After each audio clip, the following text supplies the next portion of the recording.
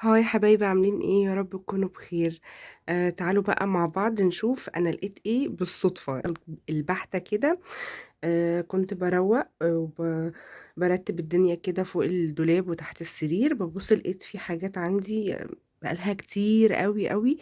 انا ما اعرفش عنها حاجة، يعني يعتبر نسيها. فحبيت ان انا اطلعها كده، هما كام حاجة، 3 حاجات او 4 حاجات كده، بس حلوين قوي. فحبيت ان انا اوريها لكم. تعالوا كده بقى نشوفهم مع بعض. اول حاجه كان في شنطه كده محطوطه على، فبفتحها لقيت فيها اطباق حلوه قوي. الاطباق اللي هي القديمه دي، اللي هي العسلي. شايفين الجمال؟ الطبق حلو بجد. اللي هو الطبق العسلي ده، فاكرين انتوا الطقم العسلي ده؟ بس هو مش الطقم، هو لا الطبق نفسه كده عسلي. حلوين قوي. بصوا من ورا عليهم رسمة جمبري كده، حلوين قوي للسمك. هو طقم كده 6. شكله حلو قوي. انا لما شفتهم صراحة انبسطت قوي. الطبق تقيل مش خفيف، والازاز بتاعه حلو قوي. والرسمة اللي عليه كمان من ورا دي شكلها حلو قوي، عليه رسمة جمبري كده شكلها تحفة. فدول لقيت في 6 موجودين. انا فاكرة ان انا كنت جايباهم من فترة كبيرة قوي، وطبعا انا بجيب وبشيل، فساعات اصلا والله بنسى انا جبت ايه، وتلاقي ممكن اجيب من الحاجة مرتين. فدي اول حاجة كده لقيتها. في برضو اطباق تاني. لقيت الاطباق دي برضو شكلهم حلو قوي. الازاز بتاعهم حلو، الماتيريال بتاعته حلوة وتقيل مش خفيف. وعليهم الرسمة دي برضو من ورا. حلوين قوي برضو. لقيتهم 6. شكلهم حلو. برضك من الحاجات اللي لقيتها، لقيت الطقم ده طقم كده ايس كريم.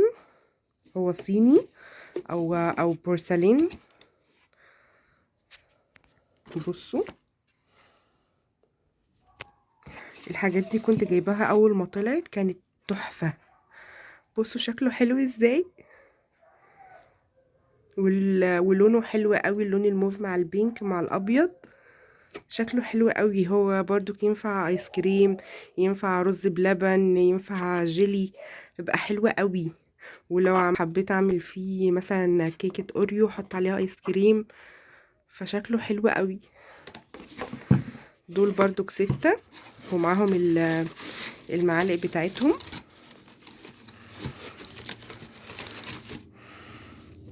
بص المعلقة بتاعتهم حلوة قوي. هو بيبقى كده.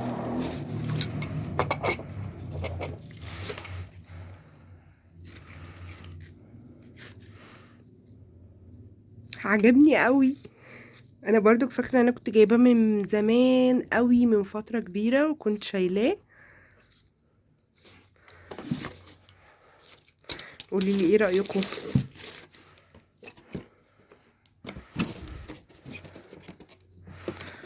برضو لقيت عندي الطقم بتاع الشاي ده اهو.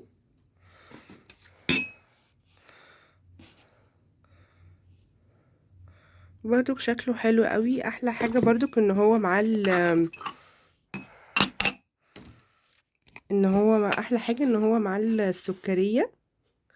استنوا اوريه لكم. اهي. طبعا متطربه وحالتها حال، بس شكلها حلو قوي. وده الكوبايات.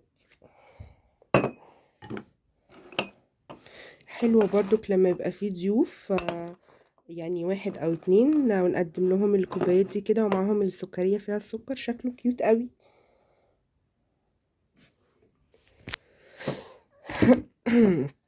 والله حلوة قوي الحاجات اللي بتبقى متجابة ومنسية دي. برضو دول 6 كوبايات ومعاهم السكرية بتاعتهم. طبعا انا مش فاكرة اسعار اكيد. لقيت برضو الطقم ده طقم تسالي كده بس ازاز، والازاز بتاعه ملون كده بالشكل ده. هو اطباق صغننه.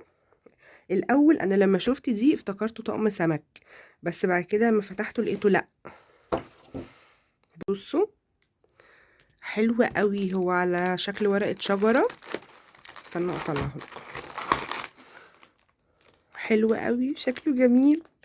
هو طبق صغير كده، تحطي بقى فيه اي حاجة. ينفع مثلا لو مقدمة اكل في طقم ازاز تحطيه جنبه برضو، شكله حلو قوي. تحطي فيه مخلل، تحطي فيه زيتون، يتحط فيه سلطات صغيرة اللي هي الكولسلو كده.